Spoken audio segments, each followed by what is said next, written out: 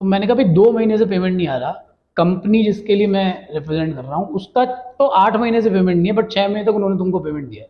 तो मैंने कहा पहले तो एक गैप क्लियर कर देते हैं अपन कि भाई जो काम कर रहा है उसका सरकार से पैसा नहीं आ रहा, उसके बावजूद उसने 6 महीने तक सबको पैसा दिया है, अब वो कब तक आगे देगा। So it's not a problem of the company and you, it's a problem of some a third party entity called government. So hi everyone, we are back with one another MSME story from Jaipur. Today I have Mr. Aditya Nath with me. Mr. Aditya Nath is a very good friend, a serial entrepreneur and had a very exciting journey. He transited from being a waste management entrepreneur to a new age entrepreneur entering into a co-working space business. For a long time, he has been into facility management. He was famously known as कचरा वाला. So एक लंबा transition Aditya पिछले 10-12 साल में देखते हुए आए हैं.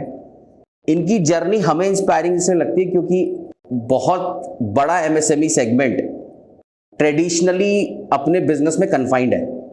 उस बिजनेस से बाहर निकल के आना एंड देन एक नए मॉडर्न एज बिजनेस में एंटर करना without any background and building a success over it is something to get inspired with. So welcome Aditya, we welcome you on this podcast of Center for Business and Technology. Thank you Ravi, and you used a word called success, so I'm still yet to taste success in both my domains, so I will not call myself as successful, but yes, you rightly said that this is a transition from being the kachre wala to now the office wala. And that's why my social media handles have also transformed into office wala. Earlier I used to be the kachra wala, and people these days ask me कि भाई ये क्या हुआ, तो मैंने कहा now currently the focus is on co-working spaces business, so that's why. Perfect. तो success की डेफिनेशन सबकी अलग होती है, बट आप हमारी नज़र से देखोगे तो हमें लगता है कि यस, इतना बड़ा ट्रांजिशन मैनेज करना, फिर एक कोवर्किंग स्पेस से 4 पे आना in a competitive environment. Coworking is not a easy market to deal with. Still making a space in it. Jaipur में we know, being a common resident here, हमें मालूम है co-working spaces में how Ninth Space is making a mark. So let's start with the journey. So we would like to understand आपकी journey क्या रही है अभी तक, मतलब how you entered into business, why you entered into business, how this journey flared into your earlier facility management business, waste management, and why you transited. So I think there are 3 parts to this question.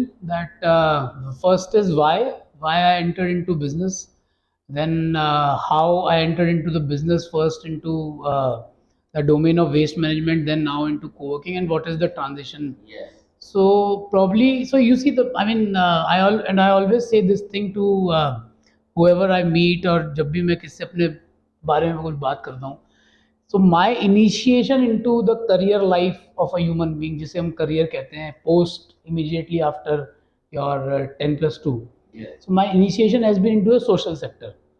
So for good 4-5 years of my 20 to 25, that those 4-5 years were primarily into social sector, and I was a part of organization which was very big into social sector. तो हम लोग NGO type of माहौल में initiate हुआ मैं. हाँ, but when I so I still remember that जब मैं मास्टर्स में था और हमारी पहली जो इंट्रोडक्टरी क्लास थी उसमें सबसे पूछा जाता था कि भाई कौन क्या बनेगा masters. So I am by the way masters in biotechnology. तो आपके दर्शकों को मैं बता दूं कि भाई वो एक और बड़ा ट्रांजिशन है. तो मास्टर्स की उस क्लास में जब हमसे पूछा गया कि भाई आप क्या बनोगे, जब मेरी बारी आई तो मैंने कहा भाई I will not do a job. I didn't said that I will become this thing, but the first thing I said that I will not do a job. So this thing this thing got clarified when I was doing work with this organization called Rotaract and Rotary. वहाँ पे मुझे पता लग गया कि भाई मैं नौकरी नहीं कर सकता हूँ. All my ancestors, including my father, have been into jobs. So probably वो क्या एक generational fatigue था जिसको शायद मैं break कर रहा हूँ. So then I realized that I am an enterprising person because of the kind of work I was doing. I was largely involved with communities. तो मुझे somehow masters में लगा कि भाई I will start my own business. One fine day in one of the class हमारे dean जो थे, वो हमारे जो डीन थे वो बहुत शानदार थे, प्रोफेसर CP मलिक. अच्छा। तो मैं अब चूंकि ये बात आपने उस समय की याद दिलाई तो मैं एक छोटी सी कहानी तो उनको मैं ज़रूर इसमें याद करना चाहूँगा बिकॉज ही नेवर और maybe seldomly use to teach us about the books या जो भी हमारा कोर्स था वो अपनी हर फ्राइडे की क्लास में किसी ना किसी एंटरप्राइजिंग स्टोरी में बात करते थे and he was a double PhD from Imperial College of London और बड़ा नामी नाम था एग्रीकल्चरल बायोटेक्नोलॉजी में भारत का। तो वो एक क्लास में वेस्ट मैनेजमेंट के ऊपर बता रहे थे and he was telling a story of a person who did his MBA from US and came to Noida. मैं उनका नाम भूल गया हूँ and he started his own waste management business. तो उसकी कहानी नरेट कर रहे थे and he was trying to inspire us. तो मुझे वो स्टोरी दिमाग में क्लिक कर गई और उसके बाद क्लास के बाद मैं उनसे जाके मिला। तो आई टोल्ड हिम कि सर आई समहाउ फील कि I can and start my enterprise into this field. So आपका ट्रिगर वेस्ट मैनेजमेंट का आपके उस क्लास से है? उस क्लास से मेरा ट्रिगर हुआ एंड आई वाज फिर ऑफ कोर्स फाइनल ईयर चल रहा था उसमें और सारी चीज़ें होती हैं। So then I decided to maybe pursue PhD from going out of India, US. तो GRE दिया, GRE क्लियर हुआ। I got a call from 2 universities. और उसी समय 2008 2007 दिसंबर में GRE दिया था मैंने और 2008 जनवरी में we got this call from one of a very fine person into this industry, enterprising person into the industry of waste management. उनसे कॉल आई and his name is doctor Vivek Agrawal. तो उनका एक NGO चलता है and they are into this business since 1995। तो they are the pioneers of waste management if you can call them in India. उनकी call आई हम उनसे मिले थे तो उनकी कॉल आई कि यार मेरा एक प्रोजेक्ट है IIT कानपुर में, तुम लोग करोगे क्या? ये आप लोगों को कॉलेज में आया? ये बस जस्ट कॉलेज ख़त्म किया था और निकलने के बाद GRE दिया था और दिसंबर 2007 में GRE दिया, जनवरी 2008 में ये प्रोजेक्ट ऑटोमेटिकली। तो वो आया तो फिर देन आई टू चूज़ कि भाई अब 25 साल के हो गए अपन कमाई करें कि पढ़ाई करें। देन आई चोज़ कि यार कुछ कमा लेते हैं। तो फिर we went to IIT Kanpur और वहाँ से ये पूरी एंटरप्राइजिंग जर्नी जो भी मेरी है, शुरुआत तो नहीं है, शुरुआत तो शायद रो ट्रैक में हो गई थी बट हाँ दिस वाज 2008 जनवरी। We went to IIT Kanpur 2008 April we started with Ecocentric which is my company. अप्रैल में हमने वो कंपनी रजिस्टर करी और ये प्रोजेक्ट क्योंकि थर्ड पार्टी था तो हमने उसको बड़ा तन मन धन से पूरा किया and it is still there. whoever goes to IIT Kanpur they can see that plant and everything। Great. तो वहाँ से ये यात्रा शुरू हुई। So waste management I believe उस टाइम पे भी बहुत नई सी इंडस्ट्री रही होगी, थोड़ा सा मॉडर्नाइज हाँ वे में। हाँ। सो अगर आप तो जैसे अगर आप आज की तारीख में अगर मैं कहूँ कि जैसे कोवर्किंग को देखते हैं हाँ। या आज जब हम 2024 में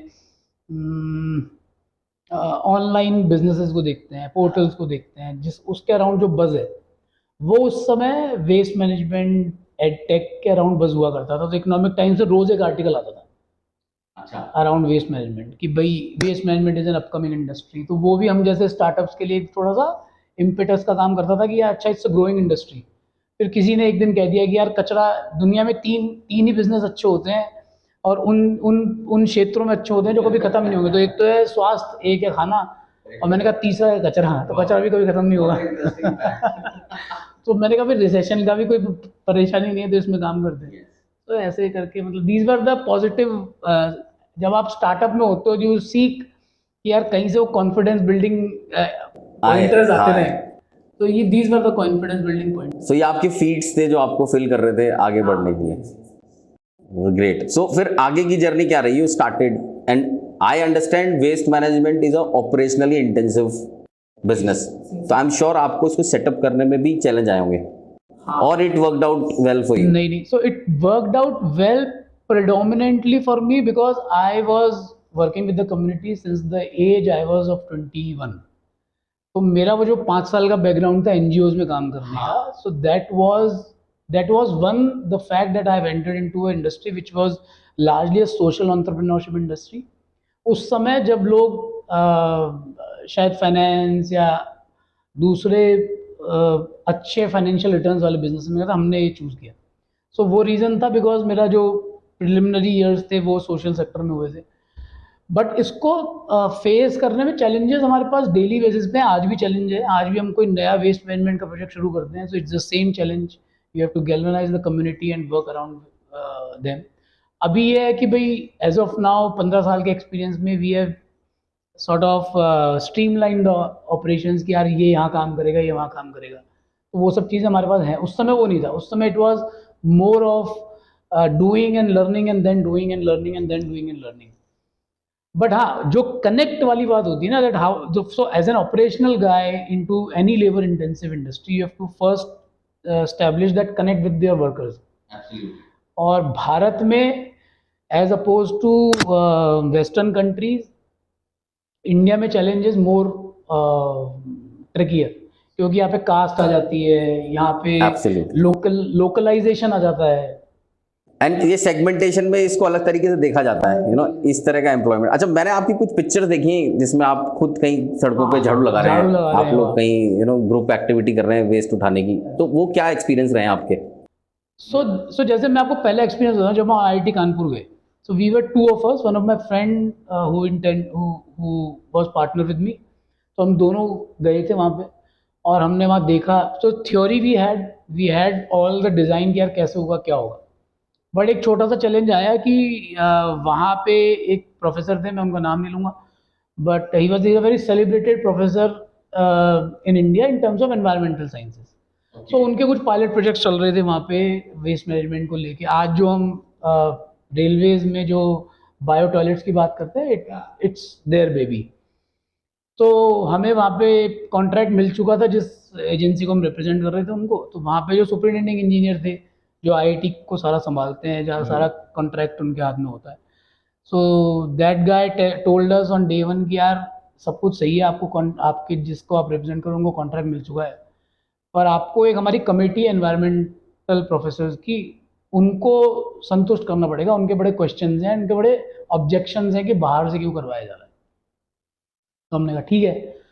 तो हमें उनके सामने प्रस्तुत किया गया कि भाई ये है उस कंपनी से जो लोग यहाँ पे काम करेंगे। तो उसमें हमसे इन प्रोफेसर ने एक क्वेश्चन पूछा कि भाई, आप, उनका कहने का मतलब ये था कि क्या आपकी इतनी इंटेलेक्चुअल प्रोएस है कि आप IIT के प्रोफेसर्स जो नहीं कर पा रहे हैं वो आप बाहर से आके करोगे। तो मैंने उनको एक चीज़ बोली जो मुझे लगता है कि हमेशा, और मैं चूंकि साइंस बैकग्राउंड से था तो मुझे लगता था कि ये गैप है जो फिलअप नहीं होता है। तो मैंने उनको एक चीज़ बोली कि sir, I am masters in biotechnology, आप साइंस के बड़े वैज्ञानिक हैं।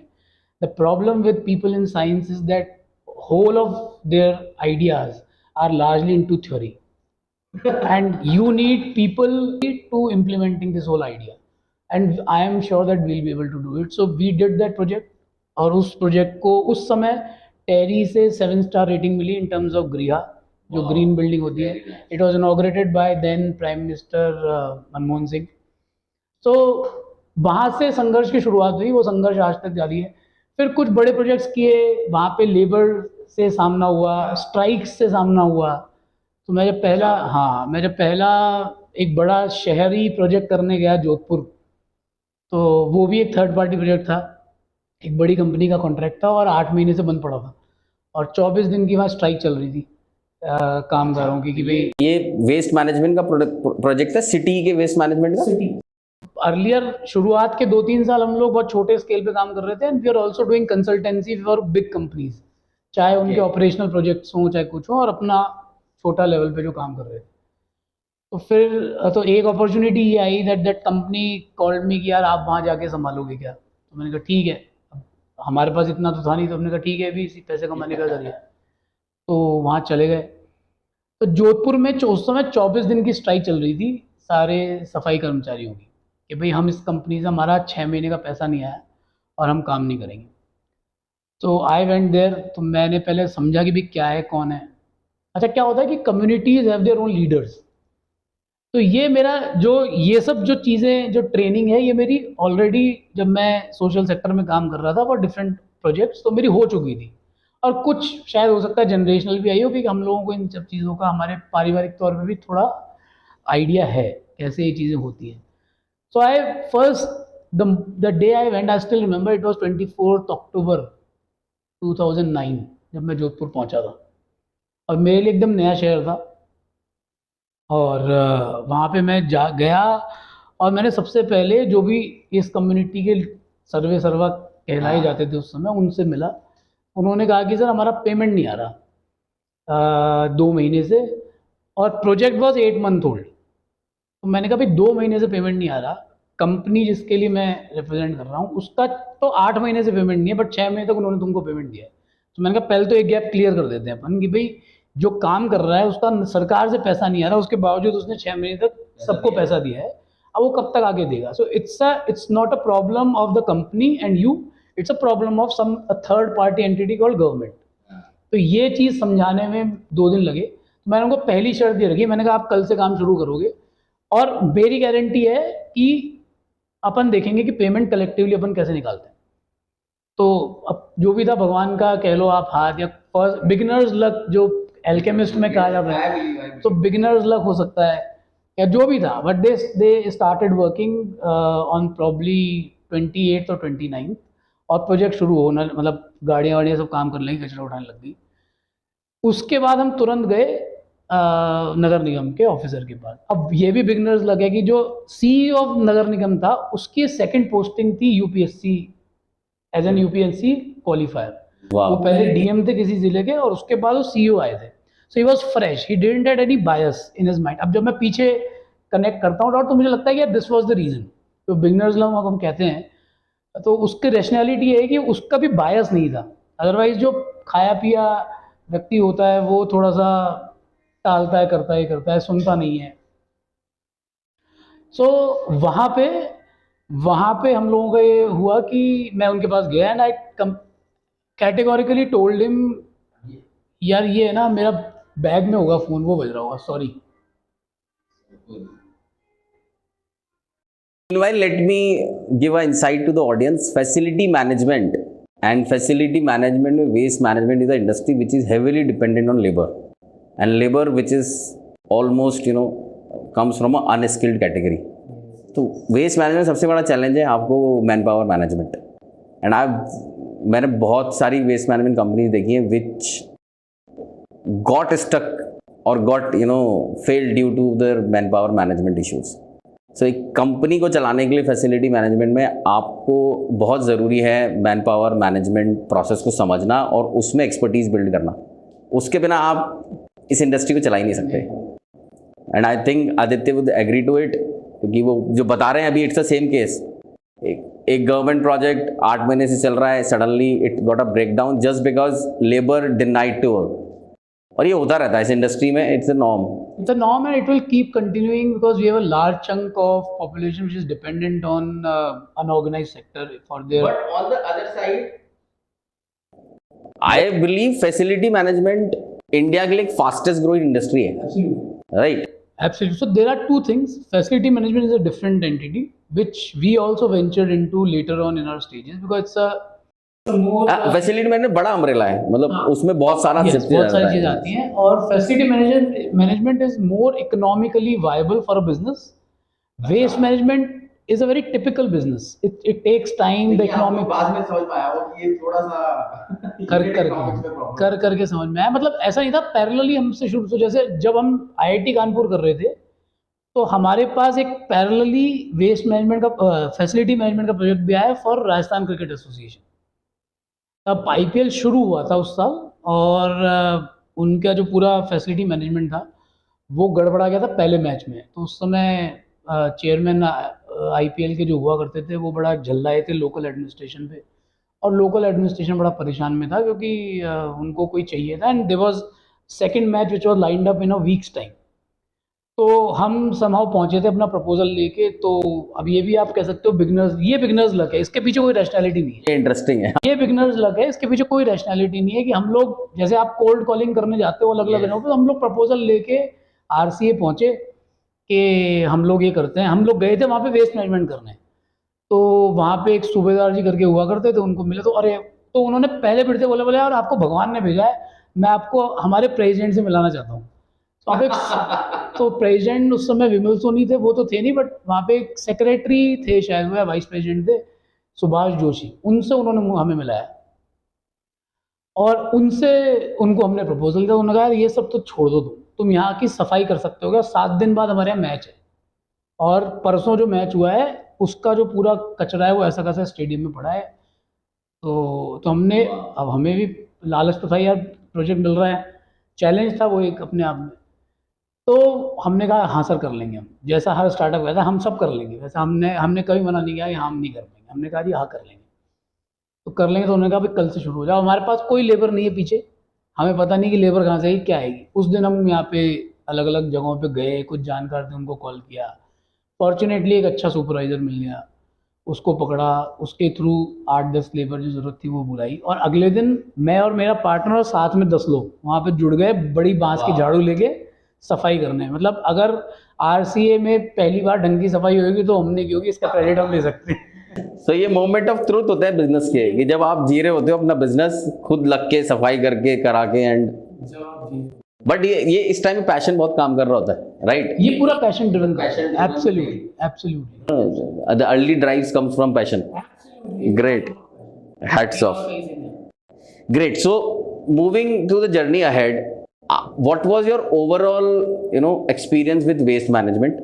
आपका overall experience क्या रहा? आपके key challenges क्या रहे इसमें?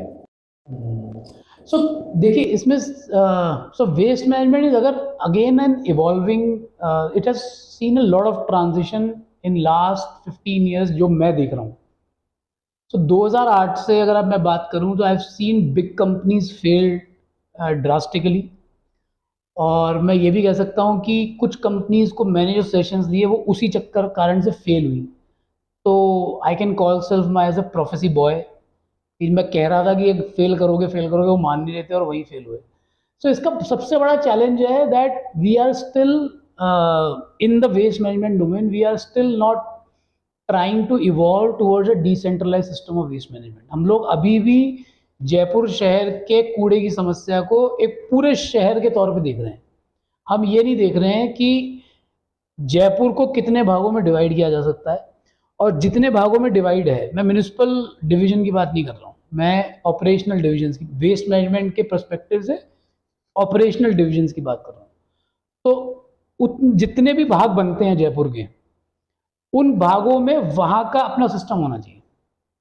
हम लोग आज भी अगर हम 1 किलो कचरा मान के चलते हैं, 1 किलो कचरा पैदा कर रहा है एक आदमी, तो आज भी वो 60-600 ग्राम जो है उसमें से वो आज भी बायोडिग्रेडेबल है, जैविक है।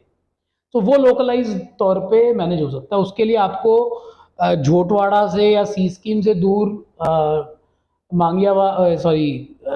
जामडोली के आगे प्लांट बनाने की जरूरत नहीं है, मतलब यहाँ से लेके वहाँ ले जाना, तो यही प्रोसेस होता है, क्योंकि आप वहाँ कंपोस्ट प्लांट लगा दो अगर, तो वही प्रोसेस। सो मेरा व्यू ये कहता है कि वेस्ट मैनेजमेंट गवर्नमेंट के लिए एक बहुत बड़ा इशू है, right? And I am sure आप लोगों ने इस जर्नी में इस एस्पेक्ट को भी बहुत क्लोजली रिव्यू किया होगा। तो why government is not into it? मतलब अभी तो चलो पिछले 10 साल में एक ड्राइव क्रिएट की गई है स्वच्छता अभियान की, उसकी वजह से हमने इम्पैक्ट भी देखे हैं, बट अभी भी शहरों में छोटे छोटे क्लस्टर में वेस्ट मैनेजमेंट का इशू। सो गवर्नमेंट या लोकल बॉडीज के साथ क्या चैलेंज है, वो इसको क्यों एड्रेस नहीं कर पाते when it is so clearly evident कि large chunk of this waste can be processed? तो इसमें 2-3 लेवल पे चैलेंजेस हैं। एक तो चैलेंज है गवर्नमेंट के स्ट्रक्चर के लेवल पे, है। So waste management by default comes under ULB department, urban local bodies, और शहरों के अंदर म्यूनिसिपल कॉरपोरेशन इसकी रिस्पॉन्सिबल होती है, गाँव में पंचायत होती है या पंचायत समिति होती है, और नगर पालिकाओं क्षेत्रों में नगर पालिका होती है। अच्छा, मैं ऑडियंस को ये क्लियर कर दूं why I am asking this, because आप लोग जो भी ये देख रहे हैं, यू ऑल शुड अंडरस्टैंड कि गवर्नमेंट का क्या रोल है इस पूरे बिजनेस में। आप लोग आते हैं तो आप लोग इसको किस तरीके से एड्रेस कर सकते हैं, क्योंकि still it's a very promising industry to deal with. अगर आप ऑपरेशनल एफिशिएंसी बिल्ड कर सकते हो, I am sure it's a very good business, right? So but we should understand the holistic approaches, we should understand the role of government, we should understand the challenges here. So on that note, I'm asking this question. Absolutely, और मैं भी इसको बहुत jargons use नहीं करके बहुत simple तरीके से ही समझा रहा हूँ कि 3 चैलेंजेस है। एक तो स्ट्रक्चरल लेवल पे चैलेंज है, वो तो सरकार को खुद को ठीक करना पड़ेगा, that as an agency if I am working with say for example Jaipur Municipal Corporation या whatever municipal corporation, especially in the northern part of the India. तो यहाँ पे क्या, I have to work with multiple designations and multiple people. मेरी accountability बहुत सारे लोगों पे है. भले ही टेंडर मुझे एक जगह से मिला हो, पर मुझे यहाँ के हेल्थ ऑफिसर से भी बात करनी पड़ेगी, कमिश्नर से भी बात करनी पड़ेगी, मुझे सैनिटरी इंस्पेक्टर से भी मिलना पड़ेगा. तो बहुत ज़्यादा जो जिसे कहते हैं ना लाइजनिंग की ज़रूरत हो जाती है as an agency, private agency, as oppose to if you go down south. जैसे मैंने पौंडीचेरी में काम किया है, मैंने दुबली हारवाड़ में काम किया है. वहाँ पे there is a cell called solid waste management cell. वहाँ पे 3 लोग होते हैं. उसमें भी एक एनवायरमेंटल इंजीनियर होता है जो कि समझता है इस चीज़ को. तो वहाँ आपको पता है कि 3 लोगों से काम करना है, और अगर आपको 2 लोग नहीं समझ में आए तो एनवायरमेंटल इंजीनियर तो समझ लेगा आपकी परेशानी क्या है. And it is a domain of environment. तो एक एनवायरमेंटल इंजीनियर होना ज़रूरी है. तो एक तो स्ट्रक्चरल लेवल पे तो ये है जो सरकार को खुद को डील करना है. दूसरा हम बात करते हैं तो यहाँ पे ऑपरेशनल लेवल, यहाँ पे एजेंसीज भी आती हैं, यहाँ पे लोग भी आते हैं. ये तीनों स्टेक होल्डर इस डोमेन के. इन तीनों लेवल पे आपको ये सोचना पड़ेगा कि कितना डिसेंट्रलाइजेशन इस डोमेन का हो सकता है. इसी और ऐसी केस स्टडीज भारत में हैं जिन्होंने डिसेंट्रलाइज वेस्ट मैनेजमेंट के सिस्टम को अडॉप्ट करके और 95% एफिशिएंसी में वो लोग अपने शहर को और अपने वार्ड को और उन सबको सक्सेसफुली चला रहे हैं. और फॉर एग्जांपल आप अगर पंजिम में जाएंगे, बहुत सारे ऐसे क्षेत्र हैं जिनका मैं नाम लूँगा तो शायद ऑडियंस नहीं कनेक्ट हो पाए, पर मैं पंजिम इसलिए चूज़ कर रहा हूँ क्योंकि लोग कनेक्ट हो पाएंगे. तो आप पंजिम जाएंगे, और पंजिम में घूमने जाते हैं लोग गोवा, पर मैं कहूँगा कि आप पंजिम जाएँ तो पंजिम में जाके देखें कि कितना ब्यूटीफुल सिस्टम उन्होंने डिज़ाइन किया हुआ waste management. It is one of the things to be learn. तो दूसरी समस्या ये होगी कि भाई जो तीनों स्टेक होल्डर्स हैं वो इसको डिसेंट्रलाइज लेवल पे नहीं देख रहे हैं. कि फॉर एग्जांपल जो गवर्नमेंट है which is the regulatory body, they have to design their methodology and their governance policies and their tenders and processes as per with a view of decentralization of that city. The agency has to devise their operational and implementation of business models as per the decentralization part. So अगर आपको लग रहा है कि इस जगह पे 60% जो कचरा है वो आप लोकली ही मैनेज कर लोगे, तो आपको भारी 6 करोड़ 5 करोड़ का प्लांट लगाने की जरूरत नहीं. आप रेस्ट ऑफ द 40% जो है उसमें भी कितना डिसेंट्रलाइज हो सकता है. देखिए भारत में नन ऑफ द, ये मैं थोड़ा सा फिलोसफिकल हो रहा हूँ यहाँ पे, बट इंडिया में कोई भी सिस्टम है ना वो सेंट्रलाइज तरीके से नहीं चल सकता. Due to the scale, due to the inherent behaviour of Indians. वाह, व्हाट अ पॉइंट, ग्रेट. हम लोग इनहेरेंटली डिसेंट्रलाइज है. जैसे हमको दिखता है कि यार हमारी सिस्टम सेंट्रलाइज हो रहा है और हमारी लाइफ जो है ना वो कंट्रोल्ड हो रही है, हम तुरंत वहाँ से कुछ ना कुछ ऐसा कर देते हैं कि वापस बैक टू बेसिक्स. जैसे हमें कल देखने को मिला. ये भी एक एग्जांपल है कि when it becomes too centralised we feel fearful. आप दूसरी अगर आप वेस्ट मैनेजमेंट मॉडल जो आज तक हमने देखे इंडिया में, these are more models based on the western modelling in cities. और वहाँ पे क्या है, लोग आदी हैं, लोगों को पता है कि सरकार को करना है और सरकार भी जवाब दे कि लोगों के प्रति उनके प्रायोरिटी भी ऑर्डर्स. यहाँ पे एक तो लीनियरिटी नहीं है, इट्स अ सर्कुलर थिंग. तो हमारे यहाँ से जो भी डेवलपमेंटल मॉडल निकलेगा वो सर्कुलर निकलेगा. हमारे यहाँ आज भी तांगा चलता है ना, BMW भी चलती है और तांगा भी चलता है. तो हम लोग एक समय में बहुत सारे सुने. तो मैं इसको थोड़ा सा बिजनेस की तरफ ले जाता हूँ. आपके वेस्ट मैनेजमेंट बिजनेस में आपके प्राइमरी रेवेन्यू मॉडल्स क्या थे? So primary revenue models हमारे, we have always focused and we are still focused on smaller establishments और commercial establishment for that matter. हम लोग इंडस्ट्रियल एरियाज में काम करके बहुत खुश हैं.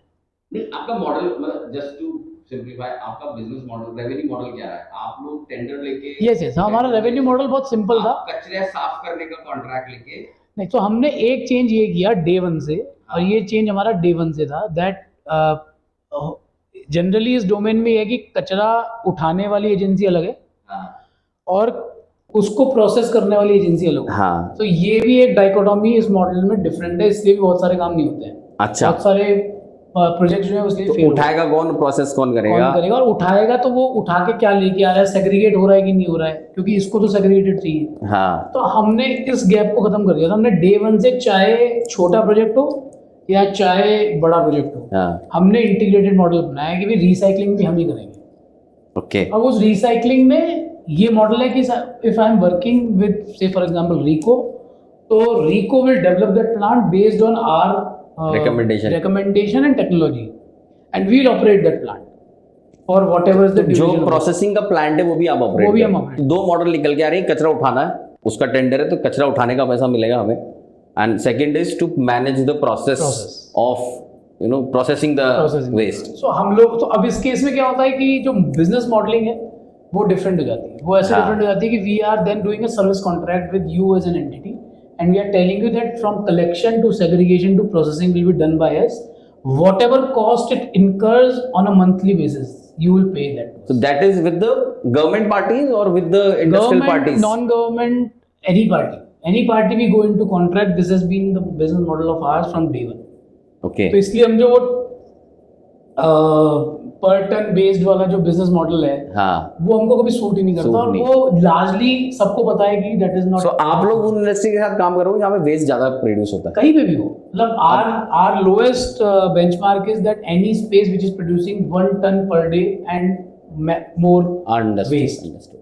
and I am talking about solid waste. so waste के बहुत सारे प्रकार हैं, हाँ हम लोगों की एक्सपर्टीज अभी तक सिर्फ सॉलिड वेस्ट में है। Okay. Solid waste is the waste, मैं बता देता हूँ ऑडियंस को, हाँ सॉलिड वेस्ट वो वेस्ट है जो आप घरों से पैदा कर रहे हैं। अंडरस्टूड। सो एक आउट ऑफ क्यूरियोसिटी मेरा क्वेश्चन है कि कचरे से पैसा कैसे कैसे कमाया जा सकता है? तो वन वी अंडरस्टूड कि आप कचरा साफ करके and you know some process करके, what are the other ways to make money out of this waste? तो ये भी हमको लेटर ऑन अब रियलाइज हुआ है पिछले आप कह सकते हो 5-6 साल में, क्योंकि I can see a lot of startups coming in जो वेस्ट प्रोसेस करके यू नो ब्रिक्स बना रहे हैं, कोई solidified. So processing part has a, आप हम ये कह सकते हैं कि जो प्रोसेसिंग पार्ट है उस पूरे चेन का, that has a quicker money as oppose to rest of the part. अच्छा, कलेक्शन में आपको लार्जली सरकार के साथ काम करना, बल्क में काम करना है। पैसा जब भी आएगा जब आप बल्क में कलेक्शन कर रहे हो। अब bulk collection means you have to work within cities with government municipal corporation, उसके अपने डायनामिक्स हैं, मैं उसमें भी जाऊंगा नहीं। Yes, processing is where you can work independently also. Processing कोई जना प्राइवेटली मतलब एज अ स्टार्टअप भी इस स्पेस में घुस सकता है? हाँ, there are lot of startups in Jaipur. हाँ, और वो अपना खुद waste management and processing like for कोई बिजनेस बिल्ड कर फॉर सकता है। एग्जांपल आप एक छोटा सा कंपोस्ट प्लांट लगा सकते हो, और आप होटल से टाई अप कर सकते हो कि भाई जितना होटल का रेस्टोरेंट्स का वेस्ट है वो आपके पास आए, और आप उससे कंपोस्ट बनाओ या बायोगैस बनाओ या जो भी कुछ और सेलेबल मटेरियल बना सकते हो वो बनाओ। So but that can be done independently without any governmental intervention. तो एक तो वो है, दूसरा technology is again a very good aspect. Yes, इस पूरे प्रोसेस में from collection to processing there lot of technological interventions involved of different scale and required also, and required, और आज के ज़माने में तो बहुत ज़्यादा रिक्वायर्ड है। तो वहाँ पे जो टेक स्टार्टअप्स हैं वो वहाँ पे अपनी अपॉर्चुनिटीज़ देख सकते हैं। सेकेंडली आई थिंक अगर हम सॉलिड वेस्ट मैनेजमेंट के अलावा दूसरे वेस्ट देखें तो e waste is the biggest opportunity. हम लोग भी अभी ई वेस्ट में प्लान कर रहे हैं एक किसी के साथ ही। E waste, electronic waste is the biggest opportunity today these days. Yes, it was biggest opportunity that time also, अभी तो और ज़्यादा ऑर्गेनाइज हो गई है इंडस्ट्री, तो अभी बहुत अच्छी अपॉर्चुनिटी है ई वेस्ट में। तो ई वेस्ट में लोग प्लान कर सकते हैं। टॉक्सिक वेस्ट में है, बट टॉक्सिक वेस्ट बहुत लिमिटेड है, biomedical and toxic waste, but that again वो एक नीश एरिया है जहाँ पे बहुत ज़्यादा लोग कभी इन्वॉल्व नहीं होंगे, तो वो भी एक अपॉर्चुनिटी लोगों के लिए है कि अगर वहाँ पे काम करना है। Great. So now let's move back to our story. आप वेस्ट मैनेजमेंट से ट्रांजिट करके कोवर्किंग में कैसे आए एंड व्हाई कोवर्किंग? सो नहीं यार, मतलब वाई कोवर्किंग का जवाब नहीं है, because it just happened due to series of events. Okay, तो हुआ कुछ ऐसा कि एक स्टार्टअप इंक्यूबेशन सिस्टम है जयपुर के अंदर, विच इज़ द ओल्डेस्ट। उसका पहले नाम स्टार्टअप था और फिर अनंत बजाज हुआ। तो उसके जो हेड हैं चिंतन बख्शी, ये सब उन्हीं का किया जा रहा है। तो सम वन डे इन 2019 उनसे बात हो रही थी, तो they were searching some office in the city area। वो पहले सीतापुरा में थे तो वो शिफ्ट हो रहे थे।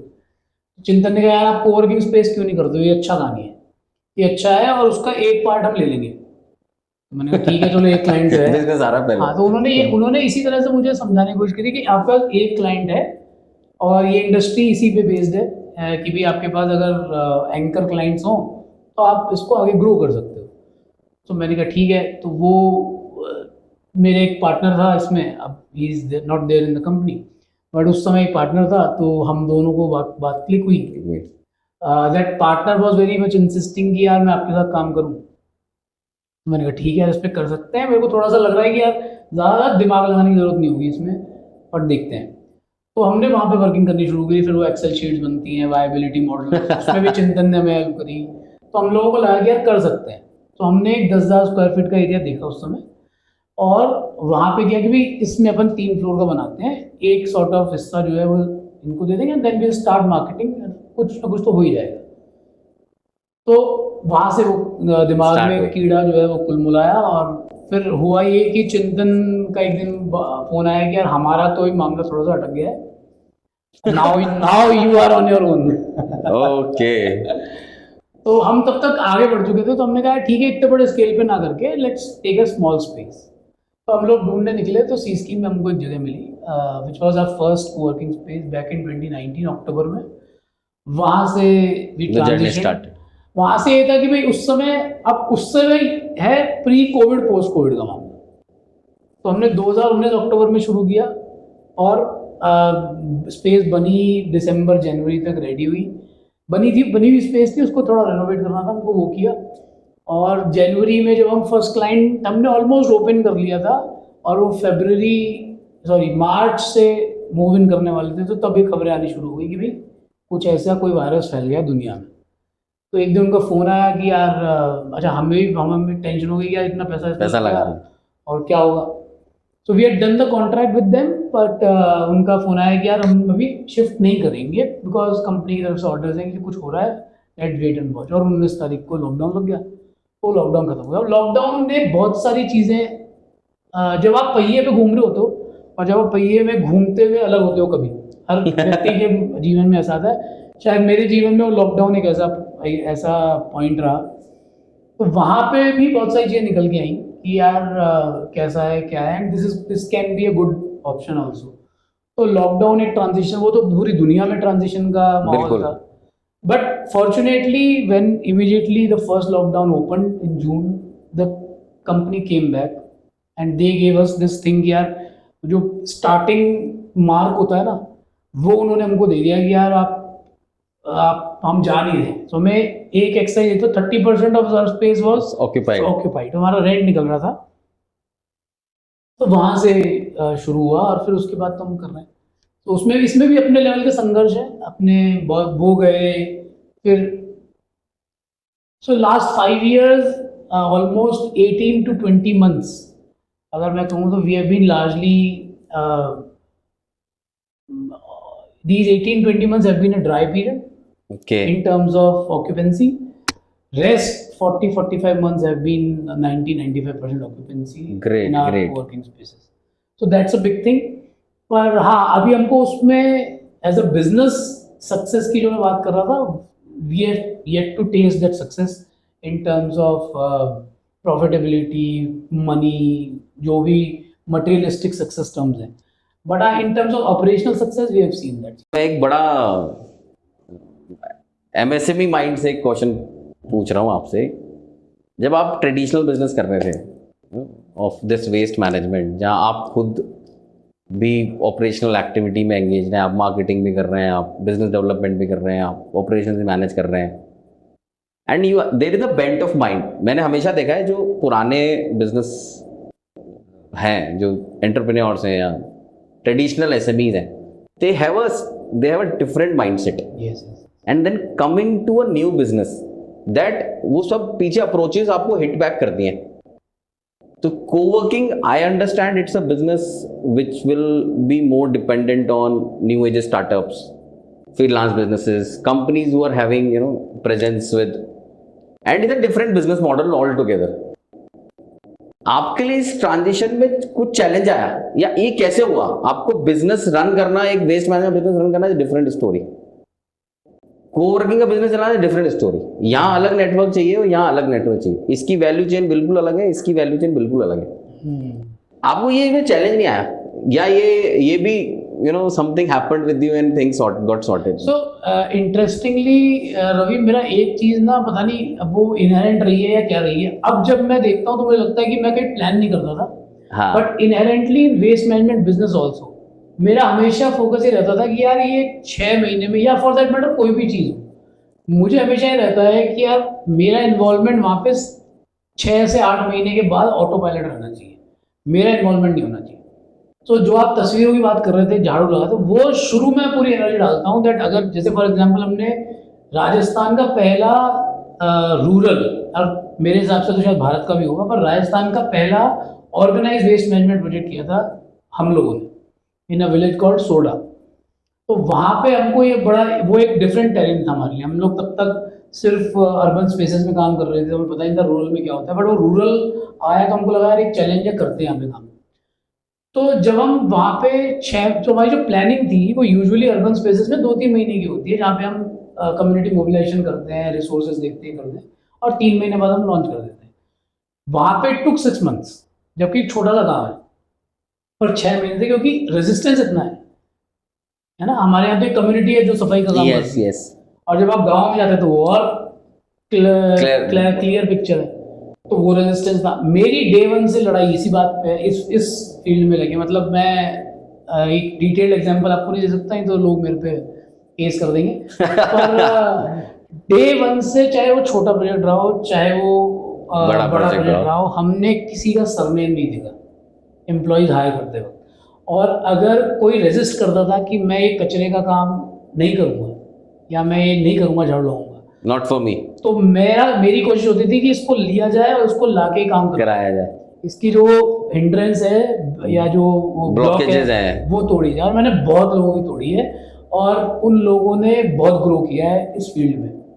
तो वहाँ पे इतना रेजिस्टेंस था कि यार ये तो कौन करेगा। तो फॉर्चुनेटली ये थी कि जो मेरी मित्र थी वहाँ की sarpanch Chhavi Rajawat, she was also of the same view, और वो भी लड़ रही थी अपनी जनता से अपने आप के काम करने के लिए, क्योंकि गांव में बहुत रेजिस्टेंस होता है। नहीं, it is still this concept is still deep rooted.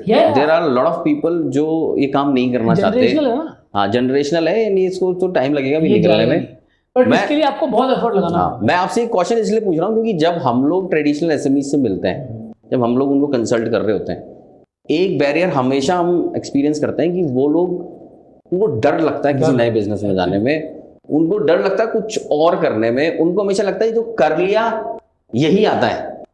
तो वो ट्रांजिशन करने में आपको क्या चीजें सपोर्टिव रही? आप क्या बताना चाहोगे लोगों की? ट्रांजिट करना है, अपॉर्चुनिटी दिख रही होती है, बिजनेसेस को बहुत अपॉर्चुनिटी दिख रही होती है, उनको दिख रहा होता है यार यहाँ पे भी हम पैसा लगा के काम कर सकते हैं, यहाँ भी कर सकते हैं, बट करेंगे कैसे जाएं, हमारी तो स्किल नहीं है, हमें तो पता नहीं है। तो मेरा उसमें ये मानना है कि जैसे मैं आपको ये बता रहा था कि शुरुआत में आप एनर्जी लगाइए, बट आपको, जैसे हम लोग कहते हैं ना कि इन्वेस्टर के पास जाते हैं तो पूछते हैं what is the exit plan. या एज अ फाउंडर आपको अपना एग्जिट प्लान पता होना चाहिए from that role of operation. But जाओ कैसे आप? मेरा क्वेश्चन है, आप उसमें जाओगे कैसे? बट द पॉइंट इज कि अगर आपको पता नहीं है तो आपको पास जाने का रास्ता निकलेगा।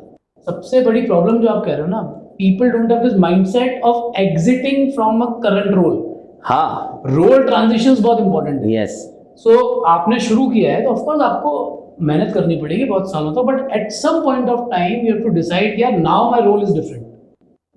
तो when you want to transition from this role to this, यहाँ का ये पूरा मैनेज करना पड़ेगा। तो आपको ये भी आप कह सकते हो कि आपको अपने मैनेजर्स, अपनी टीम को as a micro entrepreneur develop करना पड़ेगा। ऑफ कोर्स सिस्टम्स, रिपोर्टिंग, ये सब प्रॉब्लम्स हो। So good advice, I think जो आदित्य कहना चाहते हैं उसका मतलब ये है कि you have to bring more people to work with you for what you are doing, right? तब आपको टाइम मिलेगा किसी और बिजनेस को और अच्छे से समझने के लिए एंड ट्रांजिट करने के लिए। सो अप्रोच आपको बनानी पड़ेगी, माइंडसेट आपको बिल्ड करना पड़ेगा, and then you have to bring a team to give you the space to move forward, right? बिल्कुल। अभी मैं किसी के साथ बैठा था तो एक छोटा सा एग्जांपल लेता हूँ, और ये मैंने अभी एक संस्था का मैं पार्ट हूँ जयपुर में, कॉल्ड BNI। यस यस, आप उसमें तो काफी उसकी- संस्थाओं के पार्ट है, ये उसकी- हम बताना चाहेंगे, he is very well network तो इन कम्युनिटीज उसकी में। एक ट्रेनिंग में मुझे ये चीज अब समझ में आई आफ्टर 15 ईयर्स। तो उसकी एक ट्रेनिंग थी 1.5 साल पहले, उसमें जो ट्रेनर थे, इज वेरी सेलिब्रेटेड ट्रेनर, उन्होंने कहा कि योर जॉब, उन्होंने एक क्वेश्चन पूछा हमसे, and the training was from 8 AM in the morning till 6 PM। Yes, तो 2 दिन की ट्रेनिंग थी। तो 8 AM टू 6 PM एक बिजनेस ओनर के लिए कहीं जाके बैठना बहुत एंग्जाइटी ड्रिवन काम हो जाता है। यस, तो he could sense the anxiety amongst people. मेरे को इतना प्रॉब्लम नहीं होता, बट वो देख रहे। तो ही टोल्ड अस कि यार उन्होंने चलती हुई ट्रेनिंग में एक ऐसी एब्रप्ट सा क्वेश्चन पूछा कि do you call yourself as business owners. सबने हाथ खड़े कर दिए कि हाँ हम तो बिजनेस ओनर हैं।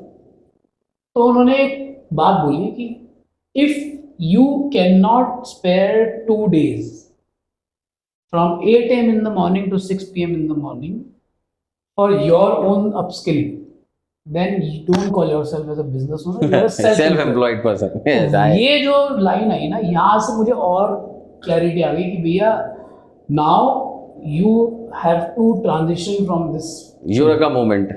Eureka moment. तो ये आपकी लाइफ में भी वो यूरेका मोमेंट आना चाहिए कि where you need to transition from mind. It's all a game of mindset. ऐसा नहीं कि आपको ट्रांजिशन यहाँ से उठ के वहाँ बैठना है। It's a game of mindset कि आपका माइंडसेट एक समय में एज अ स्टार्टअप या for that matter as an MSME में जनरली जो मैं देखता हूँ उनका माइंडसेट होता है ऐसे बैठे हैं। मैं किसी को कुछ नहीं ऑफेंड करना चाहता हूँ यहाँ पे।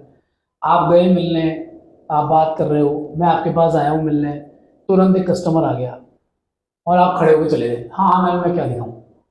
This a problem of mindset. और ये मैंने बहुत लोगों में देखा है, जयपुर के और बाहर के। वो तुरंत सारे कस्टमर। तो अगर आप 15 करोड़ टर्नओवर का बिजनेस चला रहे हो और एक वॉकिंग कस्टमर के लिए भी आपकी खड़े रिक्वायरमेंट हो। है, तो आपका माइंडसेट ही सही जगह पे नहीं है। Absolutely, absolutely, great, nice insights. तो next to ask is what is the vision with ninth space? आपका क्या विजन है अभी, क्या प्लान है? How we are looking to scale it up? या सो स्केल अप की बात जो है, I think this year is, last year was a big transition year for us. This year again is a year for settling down. हमने अभी एक space open की है मानसरोवर में, और एक हम और शिफ्ट की हमने हमारी एग्जिस्टिंग स्पेस सी स्कीम से सुदर्शनपुरा। तो इन दोनों स्पेसेस को ऑक्यूपेंसी लेवल पे पहुंचाना है। तो वो, so in that sense we are not scaling up this year, okay, but next year of course once these 2 spaces settles down, probably एक और space जयपुर में और फिर outside जयपुर। Great. So we wish all the best for your journey with ninth space, and I think it's been an interesting story. मुझे जो सबसे अच्छी चीज लगी आदित्य के पूरे इस डिस्कशन में, I love the way he described his eureka moments and defining moments. Journey में कहाँ कहाँ पे ऐसे पॉइंट्स आते हैं या ऐसी लर्निंग्स आती हैं जहाँ से आपको कुछ ट्रिगर्स मिलते हैं, कुछ क्लैरिटी मिलती है, and you keep going, right? So we are very thankful to you Aditya. This My has been pleasure, uh Ravi. Great My pleasure. Great story. It's always been good to talk to you, and I think हम लोग भी किसी एक संस्था के जरिए ही मिले थे एक बार। यस, पर कुछ लोगों से मैं ऑडियंस को बता रहा हूँ कि कुछ लोगों से कनेक्शन बैठ जाता है आपका। Yes. आप भले उनसे नहीं मिलते हो, मैं रवि से शायद अब बहुत महीनों के बाद मिला हूँ, बीच में ज़रूर हमारी मुलाकात हुई थी, बट वो भी एक जगह पे हुई थी। इस तरह से बहुत समय के बाद मिला हूँ, but I think you connect them on a different vibe. Yes, सो मेरा और रवि का कनेक्शन वो वाइब के लेवल पे ज़्यादा आता है, फिलोसफिकल लेवल पे। Yes. But it's been a good journey I would say. So आपसे एक लास्ट मैं क्वेश्चन नहीं, advice, what would you would like to give to the people around MSMEs, SMEs? इनको आप एक क्या एडवाइस दोगे जहाँ पे ये लोग अपना जो इनका एक कंस्ट्रेन, एक कंफर्ट जोन बन गया है, उससे बाहर आने के लिए क्या करें? हाँ, सो आई थिंक कंफर्ट जोन की जो बात रवि ने करी, वही प्रॉब्लम है और वही परेशानी और वही समाधान है। दैट एज एन एंटरप्रेन्योर या बिजनेस ओनर कह लो आप अपने आप को, कोई भी शब्द यूज कर लो, the whole philosophy of these kind of people is based on that how much and how quickly you break your comfort zones, or what kind of measures you adopt whenever you feel कि यार there is a comfort zone which is developing। अगर आपको ये लगने लग जाए कि comfort zone develop हो रहा है, तो आप तुरंत कितना जल्दी उसको तोड़ते हो, वो एक एंटरप्रेन्योर को डिफाइन करता है। और अगर आपको रियली मतलब एमएसएमई सेक्टर, हम लोग सब जार्गन्स कहते हैं कि it's engine where the country is running, Yes, ये yes, वो उसका सरकारें कहती हैं, Yes. कंसल्टेंट्स कहते हैं। पर as an MSME business owner और एज एन एमएसएमई पर्सन, आपको खुद को ये सोचना चलेगा कि आप कॉन्स्टेंटली इवॉल्व कैसे हो रहे हो। And Absolutely. Constant evolution is all about breaking your comfort zones. Absolutely. So that is what is connecting. So I think it's a great time for SMEs to evolve. Startup culture हमारे सामने build हो रहा It's है, a learning ecosystem evolve हो रहा है, तो I just want SMEs to move out, get networked. आप लोग उन फैसिलिटीज को यूज कीजिए जो स्टार्टअप्स यूज कर रहे हैं। I think you SMEs are more probable and more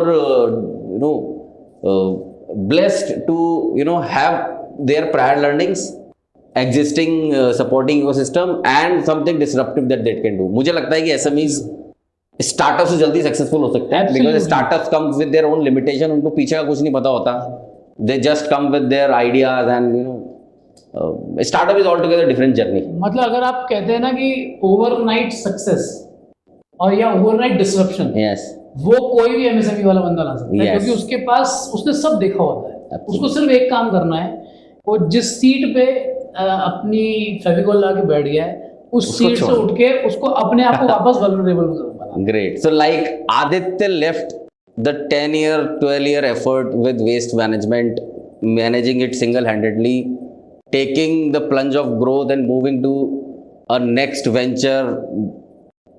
It is possible. On that note, we would like to conclude. Thank you everyone.